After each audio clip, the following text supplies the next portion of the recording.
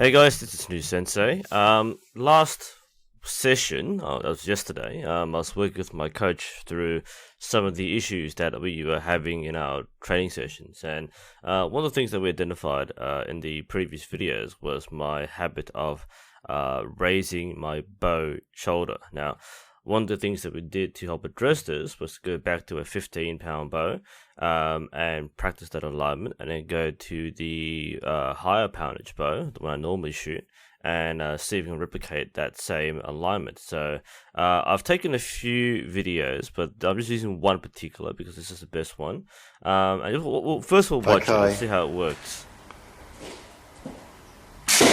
Alright, we'll stop it there. So, what we're analyzing is, when using the light bow, and this is one of the big reasons why, for those watching this, you should be starting with a light bow rather than your 45-pound SMXH, is because you need to practice good form, and you can only get that if you have control over the bow. So, I'm gonna frame by frame to the point where it goes my alignment here. So, here I start the draw.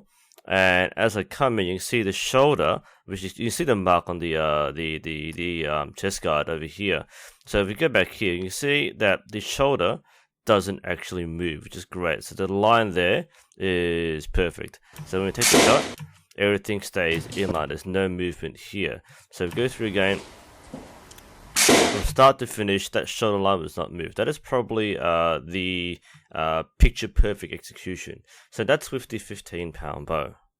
Okay, next we have the 40-pound bow, my target bow, and again we're watching for that shoulder alignment.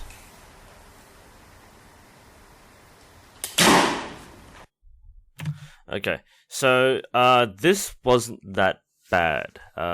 It's improved, but there's still very, very slight movement. It's really, really slight. I mean, you can only really see this if you go frame by frame. Compared to the light 15-pound bow, this one has a bit more tension in the shoulder, and it's mostly because of bow weight. The weight does cause me, you can see just there, like the shoulders does come up by a few millimeters. Now this doesn't seem like a big deal, but that slight lifting motion will cause me to have more difficulty getting through that clicker just by another millimeter or so. It's very subtle. It is so subtle you can't pick it up here. As my coach said, you need grid reference to kind of identify that lift. But these are the small things which I have to watch out for in my shot process. So again, looking forward, I have to keep on working on keeping my shoulders level and making sure the shot is executed with the shoulders level as they are. And that wasn't too bad. Could be better, but it wasn't too bad.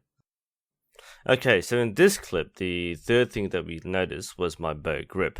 We talked about how with archery, when there's any source of inaccuracies, it tends to come from one of two things. Either it comes from the release or the bow grip. And this is because these are the only two places where you actually have contact with the bow. There's not much else which can go wrong physically because you don't hold the bow apart from those two places. My release is fine. It's actually a really good release. So we looked at my bow grip, and this is the video we captured. Now, I could play this, but it's not much to see here. It's mostly just the game which you're interested in. So what we spotted was, I'll try to get a good frame. There we go. That's not quite the best one. That's slightly better. We could play. We'll try again. What we noticed was that, here we go. There we go. So what we noticed was that I have a habit of pushing my hand forward against the top of the grip, and that's partly because I'm pushing outwards, so towards the target, and also trying to get to the clicker. So as a habit, I've built this motion where my hand slips up the grip, and I'm really jamming it into that part of the grip between the ledge and the grip. So most of my pressure is not on here, but at the very top here. It's right on the webbing between my fingers.